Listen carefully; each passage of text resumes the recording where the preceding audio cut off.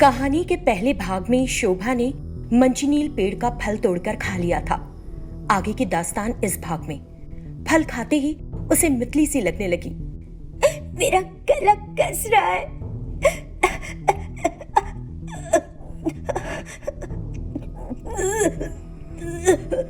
उसे उल्टी हो जाती है और वो फिर शारदा के घर भागती है। क्या हुआ शोभा? वो चिंतित होकर पूछती है। शारदा माँ, मैंने मंचीनील का फल खा लिया। मम्मी ने कहा मरना है तो जाकर उसे खा लो। रोज मारती है मुझे, कितनी पिटाई खाऊं मैं, दुखता है मुझको। वो मुझे बिल्कुल भी अच्छी नहीं लगती है। उसको भी मैं अच्छी नहीं लगती हूँ, इसीलिए मेरे को मरना है जल्दी से, आज ही मरना है। मिलने आई थी मरने से पहले आपको। हे भगवान, इसकी हालत खराब है, क्या करूं इसके लिए मैं? वो इधर उधर देखती है और उसे जो घरेलू तोड़ पता होता है लाकर उसे देती है। शोभा खाए हुए फल की उल्टी कर देती है। वो बहुत कमजोरी महसूस करती है और फर्श पर गिर पड़ती है। शारदा हाथ जोड़कर भगवान से प्रार्थना करती है, हे भगवान, इस नन्ही सी बच्ची को बचा लीजिए। उधर घर पर माहेश्वरी महेश से कहती है, तुम्हारी बेटी कहीं चली गई, मुझे लगता है जरूर शारदा के पास ही गई होगी। तब महेश बोला, जब वो जा रही थी तब तुम क्या कर रही थी? तुम्हें उसी समय पकड़कर हल्का सा डराकर रोक लेना चाहिए था। अगर मैं ऐसा करूंगी तो सब मुझे गलत समझेंगे, सौतेली माँ जो हूँ उसकी। महेश घर से बाहर निकलता है, सीधा शारदा के पास। शोभा कहाँ है? शोभा बार बार यहाँ क्यों आ जाती है, मुझे समझ नहीं आता। महेश सर, मेरी बात सुनिए, बस 1 मिनट। वो उसे बैठाती है और उसे सारी सच्चाई कह देती है। क्या माहेश्वरी ऐसा कर रही है? मुझे यकीन नहीं हो रहा है। शारदा जी, मैंने आपको गलत समझा और आपकी नियत पर शक किया। मुझे माफ कर दीजिए, मुझे माफ कर दीजिए। वो सच से हक्का बक्का अपनी बेटी के पास जाता है। शोभा बिस्तर पर कमजोर हालत में लेटी होती है। महेश शोभा से, मुझे माफ कर दो, मुझे नहीं पता था कि तुम्हारी माँ ये सब कर रही है। उसने साबित कर दिया कि वो एक सौतेली माँ है। आप इतना परेशान न हो। अगर आपको ठीक लगे तो शोभा को मैं अपने पास ही रख लेती हूँ। हालात सुधर जाएं तो ले लीजिएगा वापस। ठीक है, लेकिन आप यहाँ मत रहिए, पड़ोसी गांव चली जाइए, वहां भी मेरा एक घर है, वहां रहिए।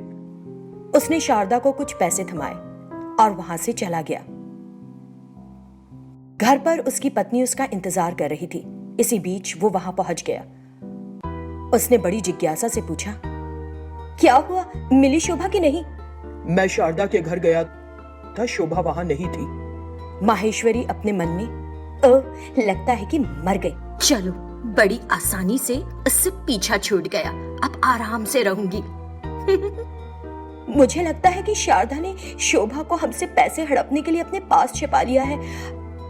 हम उसे ऐसे नहीं छोड़ेंगे, हम शोभा को ढूंढ के रहेंगे। हाँ, महेश अपने मन में, कितनी अच्छी एक्टिंग कर लेती हो तुम, जैसे कि तुम्हें शोभा से सच्चा लगाव है। इस सुंदर चेहरे के पीछे खौफनाक दिमाग है, जिसकी तुमने मुझे भनक भी नहीं लगने दी। वो बिना और कुछ कहे वहां से चला गया। कई दिन बीत गए। माहेश्वरी शोभा के बारे में भूल ही गई। माहेश्वरी को पता चला कि वो प्रेग्नेंट है और उसने बड़े खुश होकर महेश को बताया। लेकिन महेश अपने में खोया खड़ा रहा, कोई खुशी जाहिर नहीं की। वो अंदर ही अंदर अपनी बेटी शोभा के लिए फिक्रमंद था। वो शारदा के साथ किए अपने व्यवहार के लिए शर्मिंदा था। एक दिन शारदा से शोभा बोली, भगवान ने मुझे ऐसे क्यों पैदा किया? पहले मुझे अपनी माँ से अलग कर दिया, मेरी माँ को अपने पास बुला लिया। पापा है लेकिन साथ में नहीं है। मैं तुम्हें दादी ही बुलाऊंगी, माँ कहकर बुलाया तो तुम भी चले जाओगी कहीं। दो तो चली गई।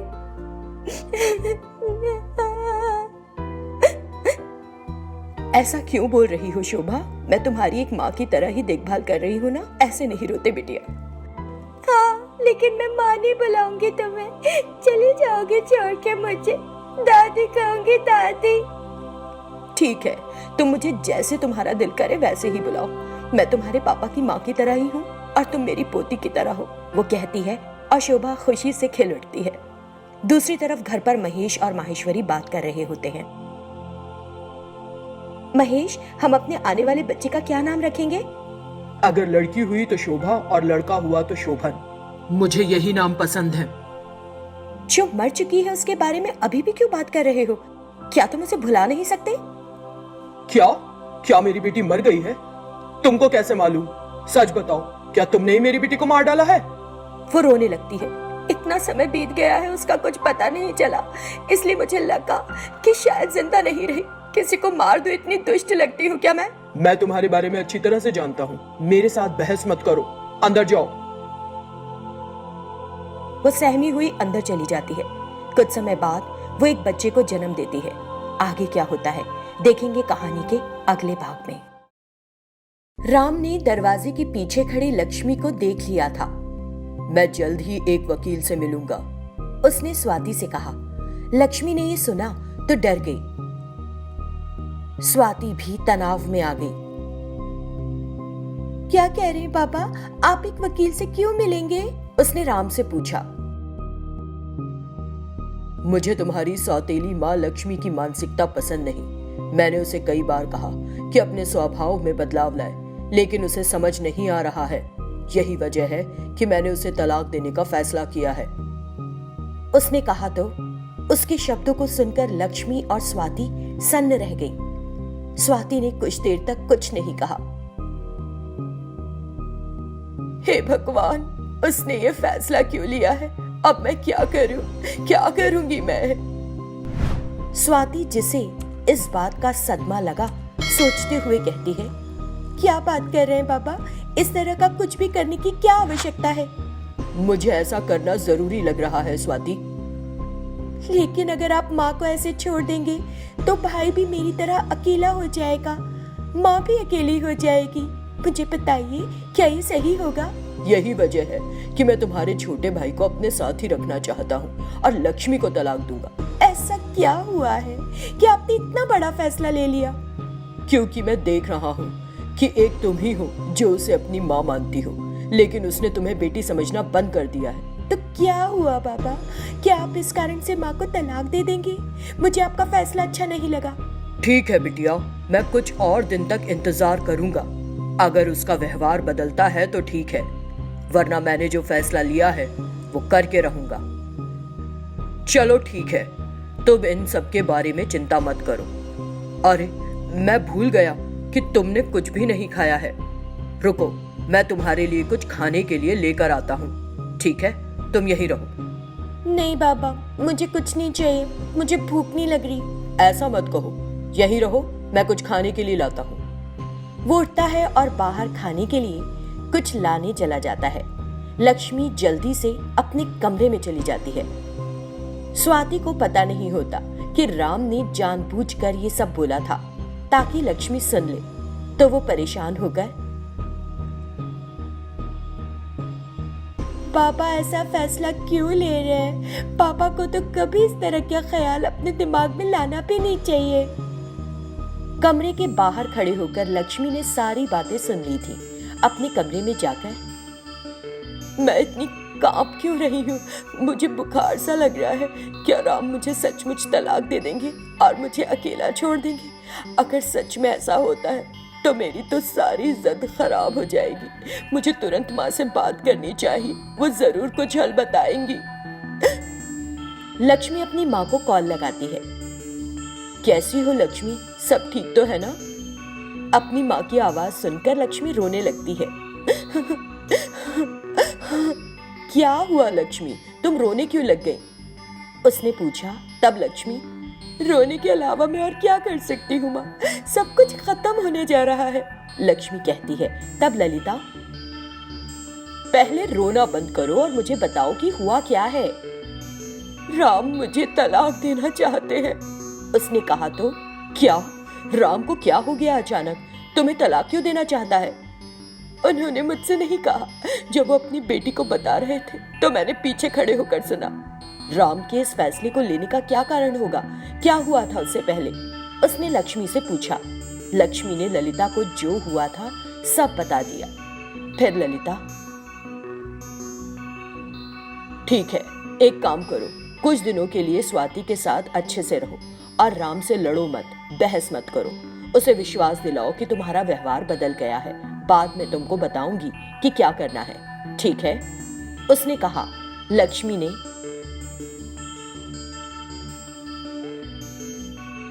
ठीक है माँ, मैं ऐसे ही करूंगी। चिंता मत करो, मुझे कॉल कर लेना अगर कुछ भी हो। ठीक है माँ, मैं बाद में बात करूंगी, शायद राम आ गए हैं। उसने कॉल काट दिया। राम घर वापस आ जाता है। वो स्वाति के लिए खाना लेकर आया था। उसने उसे अपने हाथों से उसे खाना खिलाया। मेरा पेट भर गया बाबा, मैं अब और नहीं खाऊंगी। मुझे बताया करो जो भी खाने की इच्छा हो, फिर से इस तरह अपना हाथ मत जलाना। ठीक है बाबा। ठीक है स्वाति, अब जाओ और आराम से सो जाओ। ये कहकर वो चला जाता है। अगले दिन सुबह लक्ष्मी जाग गई, सब काम किए और स्वाति के लिए दूध बनाकर लेकर गई। राम ने जब उसे करते देखा, मैंने वो सब बोलकर एकदम ठीक किया, अब उसे कुछ डर लगा है। लक्ष्मी खुद स्वाति के कमरे में दूध लेकर पहुंची। बेटा स्वाति, दूध लाई हूँ, मैं इसे यहाँ रख रही हूँ, पी लेना याद से। और फिर चली जाती है। स्वाति झटके से उठी। ये क्या था? आज माँ मेरे लिए दूध क्यों लाई? हे भगवान, ये सपना है या सच? वो ग्लास लेकर बाहर गई और वहां बैठे राम से बोली, पापा, क्या मेरे लिए दूध माँ लाई थी आज? वो कमरे में आई थी? हाँ, लक्ष्मी ही लाई थी तुम्हारे लिए दूध। क्या ये सच है? मतलब पापा, माँ के व्यवहार में बदलाव है? इस बदलाव के साथ साथ अभी और बहुत से बदलाव आएंगे, देखती जाओ। बदलाव अच्छे हुए तो सब अच्छा होगा। ऐसा क्यों कहा आपने? धीरे धीरे सब समझ जाओगी, अपनी माँ को देखती रहो, उसने कहा। कुछ ही दिन हुए, लक्ष्मी स्वाति पर जबरदस्ती प्यार दिखा रही है। उसके छोटे भाई के साथ ही उसे भी खाना खिला रही है। राम जो ये सब देख रहा है, इतना बड़ा बदलाव, देखते हैं कितने दिन कायम रहता है, वो मन में सोचता है।